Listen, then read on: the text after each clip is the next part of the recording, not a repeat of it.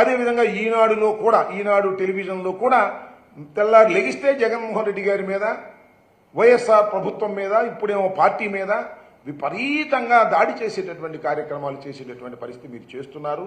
ఇది చాలా దుర్మార్గమైనటువంటి అంశమని మనం చేస్తున్నాం. ఎందుకంటే రామోజీరావు గారు ఆయన వాళ్ళు చనిపోయి ఉండవచ్చు.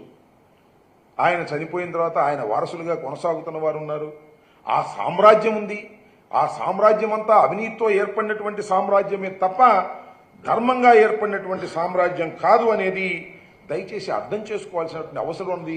ఇదే విషయాన్ని రిజర్వ్ బ్యాంక్ ఆఫ్ ఇండియా చాలా స్పష్టంగా ఈ రోజున హైకోర్టులో, తెలంగాణ హైకోర్టులో చాలా స్పష్టంగా తన కౌంటర్లో దాఖలు చేసింది. రామోజీరావు గారు చేసినటువంటి ఫైనాన్షియర్స్ అంతా కూడా ఈ మార్గదర్శి ఫైనాన్షియర్స్ అంతా కూడా ఆర్బీఐ చట్టానికి వ్యతిరేకంగా చేసినటువంటిదే ఈ 50 సంవత్సరాల కాలంలో కూడా అనేటువంటి మాట ఆర్బీఐ చెప్పినటువంటి సందర్భం. తప్పనిసరిగా ఈ కేసులో రామోజీరావు గారికి కానీ వారి వారసులకు కానీ తప్పనిసరిగా శిక్షించేటటువంటి పరిస్థితి ఉంటుంది. దానిలో ఏ విధమైన సందేహము లేదు. వాతా నేను చెప్పదలుచుకున్నది ఒక్కటే, రామోజీరావు గారు లాంటి వాళ్ళు అనేక మంది ఇలాంటి కార్యక్రమాలు చేసి తెలుగుదేశం గొడుగు కిందో, తెలుగుదేశం గొడుగు పైనో బ్రతకాలనేటువంటి పరిస్థితి చేస్తున్నారు. ఇంత దారుణమైన అంశాలను మాత్రం చంద్రబాబు నాయుడు గారు కానీ వీళ్ళు కానీ ఖండించరు. వాటిని మోసేటటువంటి ప్రయత్నం చేస్తారు. తెల్లారు లెగిస్తే జగన్మోహన్ రెడ్డి గారు ఆర్థిక నేరగాడని, జగన్మోహన్ రెడ్డి గారు విధ్వంసకారుడని ఇలాంటి ప్రచారం చేసే కార్యక్రమం చేస్తున్నారు. నేను చాలా సందర్భాల్లో చెప్పాను. ఇప్పుడు కాదు, డాక్టర్ వైఎస్ రాజశేఖర రెడ్డి గారు ఉన్న రోజు నుంచి మేము చెప్తున్నాం, రామోజీరావు గారు వైట్ కాలర్ క్రిమినల్ అని, ఆయన నేరగాడని మేము చెప్తున్నాం. ఆయన చనిపోయిన తర్వాత ఆర్బీఐ చాలా స్పష్టంగా చెప్పింది, ఆర్థికంగా నేరం చేసినటువంటి వ్యక్తి ఇతను అనేటువంటి పరిస్థితులు చెప్పడం జరిగింది. దీన్ని మూలం నుంచి తీసుకొచ్చినటువంటిది రాజశేఖర రెడ్డి గారు. ఆయన మరణించారు. తర్వాత we have to appreciate, Undavalli Arun Kumar గారిని అప్రిషియేట్ చేయాలి. ఇది చచ్చిపోయినటువంటి కేసుని, దీన్ని కొట్టేంచుకున్నటువంటి కేసుని, దాన్ని 2018లో దాన్ని కొట్టేంచుకోవాలనే ప్రయత్నం చేసి కొట్టేంచుకున్నా కూడా దాన్ని సుప్రీంకోర్టుకు వెళ్ళి దాన్ని బతికించి మళ్ళా తీసుకొచ్చి తెలంగాణ హైకోర్టులో పెట్టి ఆర్బీఐ కౌంటర్ వేసేటువంటి పరిస్థితి తీసుకొచ్చింది మన ప్రభుత్వం కూడా. ఆంధ్రప్రదేశ్ ప్రభుత్వం కూడా దానిలో ఇంప్లీడ్ అయి ఉన్నది. దీని మీద విచారణ జరగవలసినటువంటి అవసరం ఉందని కూడా నేను మనవి చేస్తున్నా. ఈ అరుణ్ కుమార్ గారు రోజు దీని గురించే, మేము ఆయన చాలా సందర్భాల్లో రాజశేఖర రెడ్డి గారి దగ్గర ఉన్నటువంటి వ్యక్తులం కాబట్టి చాలా సందర్భాల్లో మాట్లాడుకుంటూ వచ్చాం. అప్పటి నుంచి ఇప్పుడు కూడా రామోజీరావు గారి కేసు విషయం చాలా సందర్భాల్లో మాట్లాడుతాం. నేను కూడా చాలా సందర్భాల్లో కలిశాను ఆయన్ని. ఆయన రూమ్ నిండా మన చిట్ ఫండ్ కంపెనీకి సంబంధించినటువంటి కాగితాలు, ఫైనాన్షియర్కి సంబంధించిన కాగితాలు ఉంటాయి. రామోజీరావు గారికి సంబంధించినటువంటి కేసులో చాలా పరిశీలి చేస్తున్నటువంటి వ్యక్తి. అందువల్లనే ఆయన మీద అఫిడవిట్ కూడా, పరువు నష్టం దావా కూడా రామోజీరావు గారి కుటుంబ సభ్యులు వేశారు. ఇంత పరువు మాది పోయింది, మీరు కట్టాలని. కాబట్టి నేను ఈ సందర్భంగా ఉండవల్లి అరుణ్ కుమార్ గారిని కూడా నేను రిక్వెస్ట్ చేస్తున్నాను. ఇది చాలా జెన్యూన్ అయిన కేసు. ప్రజల యొక్క సొమ్మును దుర్వినియోగం చేసేటటువంటి కార్యక్రమం చేస్తున్నటువంటి రామోజీరావు గారి వారసత్వం మీద మీరు యుద్ధం చేయండి లీగల్గా. దాన్ని యుద్ధం చేయకపోతే మీ మీద వేశారు కదా మళ్ళా పరువు నష్టం దావా, అది కూడా మీరు గుర్తుపెట్టుకుని దీని మీద యుద్ధం చేయాల్సినటువంటి అవసరం ఉంటుందని కూడా నేను ఈ సందర్భంగా మనవి చేస్తూ, మార్గదర్శి చేసినటువంటి ఈ కార్యక్రమాలన్నీ కూడా చట్ట వ్యతిరేకమైన కార్యక్రమాలు. చిట్ ఫండ్ కంపెనీ చేస్తున్నటువంటి కార్యక్రమాలన్నీ కూడా చట్ట వ్యతిరేకమైన కార్యక్రమాలు. నేను ఈ రాష్ట్ర ప్రభుత్వాన్ని, నారా చంద్రబాబు నాయుడు గారిని నేను మీ ద్వారా విజ్ఞప్తి చేస్తున్నా, ఈ చట్ట వ్యతిరేకమైన కార్యకలాపాలని మీరు ఏదైనా చిట్ ఫండ్ కంపెనీ తప్పు చేస్తే తెల్లారిపాటికి మూసేస్తారు. కానీ రామోజీరావు గారు చిట్ ఫండ్ కంపెనీ అంతా లోపభూయిష్టంగా ఉంది, ఎక్కడా రూల్స్ను పాటించడం లేదు. వాటి మీద మీరు యాక్షన్ తీసుకోకపోయినట్లయితే మీరు ప్రజలకు సమాధానం చెప్పవలసినటువంటి పరిస్థితి వస్తుంది. రామోజీరావు గారు మీకు దైవంగా ఉండొచ్చు, గురువుగా ఉండొచ్చు, కానీ ఆయన కంపెనీ చేస్తున్న చిట్ ఫండ్ కంపెనీలన్నీ కూడా అతి దారుణంగా చట్ట వ్యతిరేకంగా నడపబడుతూ ఉన్నాయి. వాటి మీద కూడా యాక్షన్ తీసుకోవాల్సినటువంటి అవసరం ఉందని ఈ సందర్భంగా నేను చెప్పదలుచుకున్నాను. దాన్ని త్వరలో రాబోయే టైంలో మనం చూస్తాం. ఖచ్చితంగా ఎవ్వరూ చట్టానికి వ్యతిరేకులు కాదు, చట్టానికి అతీతులు కూడా కాదు. చట్టం నుంచి పారిపోవాలని అనేక సందర్భాల్లో రామోజీరావు గారు జీవించి ఉండగా ప్రయత్నం చేశారు. చట్టం నుంచి తప్పుకుపోవడానికి ఒకసారి తప్పుకుపోయాం అనుకున్నారు, హైకోర్టులో కేసు కొట్టేయించుకుని. కానీ అరుణ్ కుమార్ గారు ఢిల్లీ సుప్రీంకోర్టులో వేసి మళ్ళా చట్ట పరిధిలోకి తీసుకొచ్చినటువంటి సందర్భం శభాష్ అనిపించేటువంటి సంఘటన. ఎంత పెద్దవారైనా కూడా చట్టానికి అతీతులు కారు అని చెప్పడానికి ఈ రామోజీరావు గారి కేసు చాలా స్పష్టంగా అర్థమవుతుందనేది కూడా నేను ఈ సందర్భంగా చెప్తూ, ఇలాంటి చట్ట వ్యతిరేక కార్యకలాపాలు చేస్తున్నటువంటి ఎంత పెద్దవారినైనా కూడా శిక్షించవలసినటువంటి అవసరం ఉంటుందని, దానికి ప్రజలు దీని మీద చర్చించవలసినటువంటి అవసరం కూడా ఉన్నదని ఈ సందర్భంగా మీ ద్వారా తెలియపరుస్తూ ఉన్నాను. ఇంకా ఇంకొక అంశం గురించి కూడా మీతో మాట్లాడాలి. మనం చూసాం రాజమండ్రిలో R&R ఆఫీసులో కాగితాలు తగలేశారంట, ఫైల్స్ తగలేశారు. చాలా గందరగోళం జరిగింది. చాలా స్కామ్ నుంచి బయటపడటం కోసం ఇవన్నీ కూడా తగలేసేటటువంటి కార్యక్రమం చేశారు. అసలు స్కామ్ అంటే ఇది రామోజీరావు గారి స్కామ్, అది వేరే విషయం అనుకోండి.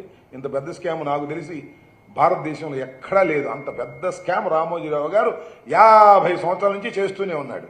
కాగితాలు తగలేయంగానే దానిలో ఒక పెద్ద స్కామ్ ఉందంట. ఎమ్మటి వచ్చారు అందరూ కూడా, ఆర్డీఓలు, కలెక్టర్లు, ఎలక్టర్లు అందరూ వచ్చేసి ఏదో చెప్పారు, చూసుకున్నాను. నేను మనవి చేస్తున్నా, ఏంది ఫైల్స్ గొడవ? మన గుండు కరకట్ట మీద ఫైల్ తగలేశారు మొన్న, అది కూడా ఏదో గందరగోళం అయిపోయింది. కరకట్ట మీద ఫైల్స్ తగలేశారు. ఈ డిపార్ట్మెంట్లో ఏదో మోసం జరిగిందని చెప్పేసి కలెక్టర్ కూడా వచ్చాడు, చూశాడు. కలెక్టర్ చెప్పాడు ఏమి లేదని చిత్తుకాయలు తగలేశారు. మా గుంటూరులో కూడా తగలేశారు. గుంటూరు తగలేస్తే ఎంఆర్ఓ ఆఫీస్ దగ్గర అయ్యో ఫైల్స్ తగలేశారు, గందరగోళం అయిపోయింది, దీనిలో ఏదో మిస్చిఫ్ జరిగిపోయిందని మళ్ళా వచ్చి వాళ్ళు చెప్పారు, అయ్యా చిత్తుకాయతలు అయినా తగలేశాం బాబు అని. ఏందయ్యా ఈ పని? నాకు అర్థం కాలేదు. ఏం చేస్తుంది ఈ ప్రభుత్వం? ఆఫీసుల్లో ఉన్న చెత్త చెదారం చిత్తు కాగితాలు తగలేస్తే ఇది ఒక పెద్ద స్కాము అనేటువంటి పరిస్థితికి మీరు ఎందుకు దిగజారిపోతున్నా నాకు అర్థం కాలేదు. అసలు ఈ రోజుల్లో కాగితాల్లో ఉందా? ఈ కాగితం చేస్తే కంప్యూటర్లోకి వెళ్ళదు, ఫొటోస్ తీసి మళ్ళీ కంప్యూటర్లో పెడతారు. ఈ ఫైలింగ్ అంతా వచ్చేసిన తర్వాత ఆ కాగితాలు ఈ ఆఫీసులు ఆ ఆఫీసులు తగలైతే ఏమైంది? ఊరికి ఏదో ఒకటి గుడ్డ కాల్చి వైసీపీ ముఖాన వేయాలి, ఈ రాష్ట్రంలో ఏదో జరిగిపోతుంది అనేటువంటి భావన కలగాలి అంటే కొంతమంది ప్రజలు కూడా నమ్మి, ఏమండి ఆ ఊళ్ళో ఆఫీసులో పుస్తకాలు తగలేస్తున్నారంట, అంతా వైసీపీ స్కాములు బయటపడతాయని ఇలా చెప్పుకుంటున్నారంట అక్కడక్కడ ఎవరు తెలియని వాళ్ళు. నేను మనవి చేస్తున్నా, ఎక్కడైతే చెత్త తగలేస్తే అక్కడ స్కామ్ ఉందని మా మీద ప్రచారం చేసే పరిస్థితికి మీరు దిగజారిపోయారు. అందువల్ల ఒక జీవో పాస్ చేయండి అయ్యా రాష్ట్ర ప్రభుత్వం, నారా చంద్రబాబు నాయుడు గారు ఒక జీవో పాస్ చేయండి, ఏ ఆఫీసులోనూ చెత్త తగలేయడానికి వీల్లేదు అని. చెత్త తగలేసుకోకుండా ఉంటే అప్పుడు మీకు ధైర్యం వస్తుందేమో, లేకపోతే చెత్త తగలేశారని మా మీద బురద జల్లేటటువంటి కార్యక్రమాలు చేస్తున్నారు చాలా దుర్మార్గంగా. ఇది పవన్ కళ్యాణ్ గారు ఏదో మొన్న పిఠాపురంలో చెత్త నుంచి సంపద సృష్టిస్తామన్నాడు అన్నాడా? ఇది ఇప్పుడు పాపదే. పాపం కొత్తగా పవన్ కళ్యాణ్ గారు కొత్తగా రాజకీయాల్లోకి వచ్చారు కాబట్టి, ఆయన ఉప ముఖ్యమంత్రి అయ్యాడు కాబట్టి ఆయనకి ఇప్పుడు ఈ మధ్యన అది అర్థం, చెత్త నుంచి సంపద సృష్టించడం అనేది. చంద్రబాబు ఎప్పటి నుంచో చెప్పాడు చెత్త నుంచి సంపద సృష్టిస్తామని. ఏం సృష్టించలేదు, వేరే విషయం. ఇప్పుడు చెత్త నుంచి సంపద కాదు కానీ చెత్త తగలేస్తే దాని నుంచి స్కాములు సృష్టించాలని ప్రయత్నం చేస్తారు. నాయన మీకు దండం పెడతాను, స్కాములు చెత్త తగలేస్తే దొరకవు, పట్టుకుంటే దొరుకుతాయి. ఇది గిట్ట పట్టుకుంటే మేమేమి స్కాములు చేయలేదు, మా మీద స్కాములు రుద్దాలని మీరు ప్రయత్నం చేస్తున్నారు. అనేక మంది ఎమ్మెల్యేలని నాయకుల్ని అరెస్ట్ చేసే కార్యక్రమం చేస్తున్నారు. చేసుకోండి, మేమేమి భయపడము. చట్టం ఉంది, చట్ట ప్రకారమే ముందుకు వెళ్తాం తప్ప మేము దేనికి భయపడే వాళ్ళం కాదు. వైఎస్ఆర్ కాంగ్రెస్ పార్టీ పుట్టిందే ధైర్యంగా పుట్టినటువంటి రాజకీయ పార్టీ. ఇవాళ మేము దురదృష్టవశాత్తు మేము ప్రజలకు మన్నన పొందలేకపోవచ్చు, కారణాలు ఏమైనప్పటికీ, కానీ ధైర్యం లేకోకుండా మాత్రం లేవని కూడా మనవి చేస్తున్నా. మీరు ఏదో ఒక విధంగా మా మీద బురద జల్లాలనే కార్యక్రమం చేస్తున్నారు. ఎక్కడ చిత్తు కాగితాలు తగలేస్తే అక్కడ స్కామ్ జరిగిందనేటువంటి నీచమైన స్థితికి దిగజారిపోవటం మీ దురదృష్టకరం తప్ప మరొకటి కాదనే విషయాన్ని కూడా ఈ సందర్భంగా నేను చెప్పదలుచుకున్నా. ఇంకో మూడో అంశం కూడా ఒకటి ఉందబ్బా. అదేంటే నేను ప్రెస్ మీట్ పెట్టాను కదా, ప్రెస్ మీట్ పెట్టినప్పుడు ఈ పోలవరం ఇష్యూ మీద ప్యానల్ ఆఫ్ ఎక్స్పర్ట్స్ ఇచ్చినటువంటి దాని మీద చర్చకు రావాలని నేను ముఖ్యమంత్రి గారిని కానీ లేదా రామానాయుడు గారు ఇరిగేషన్ మంత్రి గారిని కానీ చర్చకు రమ్మని నేను సవాలన్న కానీ రిక్వెస్ట్ చేశా. ఆ రిక్వెస్ట్ని విత్డ్రా చేసుకుంటున్నా. ఎందుకంటే నీకు చర్చించాల్సిన అవసరం ఏమీ లేదు. నేను రామానాయుడు గారు నా మీటింగ్ అయిపోయిన తర్వాత ఆయనే చెప్పేశాడు, అయ్యా మేమన్నీ సైమల్టేనియస్గా ప్రారంభించిన మాట నిజమేను, తొందరగా పూర్తి చేయాలనే తాపత్రయంతో అన్ని స్పిల్వే, అదేవిధంగా స్పిల్ ఛానల్, అలాగే మరి కాఫర్ డ్యాములు, అదేవిధంగా lower copper dam, upper copper dam, diaphragm అన్ని సైమల్టేనియస్గా స్టార్ట్ చేశాము అని చెప్పేశాడు. ఇంకెందుకు చర్చ? దానిలో డిబేట్ అదే కదా.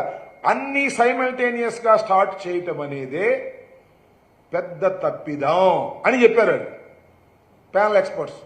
ఎక్కడ కెనడా వాళ్ళు, అదేవిధంగా అమెరికా వాళ్ళు. నువ్వే ఒప్పేసుకుంటావు, అది ఇంకా చర్చ ఉంది. తప్పు చేశామని తెలిసో తెలియకో మా బ్రదర్ నాయుడు గారు అంగీకరించారు, రామానాయుడు గారు. పాపం మంచోడు, పాపం ఈ మాటకు ఆ మాట ఉన్నట్టుగా ఒప్పేసుకున్నాడు. ఆ 15,000 అట్టాగే జరిగింది. పాపం ఆ 15,000 ఏమో చంద్రబాబు నాయుడు గారు చెప్పండి చెప్పాడు. చంద్రబాబు నాయుడు గారు 15,000 కూడా మోసం చేసేటప్పటికి పాపం మా బ్రదర్ నాయుడిని ట్రోల్ చేస్తున్నారు. ఇది కూడా చక్కగా ఉన్నది ఉన్నట్టుగా ఒప్పుకున్నారు. అన్ని సైమల్టేనియస్గా ప్రారంభించడం వలనే డయాఫ్రమ్ వాళ్ళు కొట్టుకుపోయి ఇవాళ ఇంత దుస్థితికి పోలవరం ప్రాజెక్టు వచ్చిందనేది ప్రజలకు చాలా స్పష్టంగా అర్థమయ్యే విధంగా చర్చ లేకోకుండా మా మిత్రుడు ఇరిగేషన్ మంత్రి నాయుడు గారు అంగీకరించినందుకు ధన్యవాదాలు ఈ సందర్భంగా చెప్పదలుచుకున్నాను. ఓకే.